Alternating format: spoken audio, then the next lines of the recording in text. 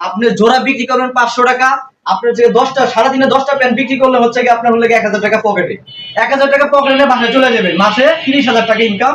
আপনি হচ্ছে কি এটা হলে বেসিক বেতন, আপনি চাকরি করতেছেন, আপনার বেতন বলে বেতনে চাকরি করতে 10,000 টাকা লাগবে। 10,000 টাকা বেতন দিয়ে আপনি কি হবে ঢাকার শহর?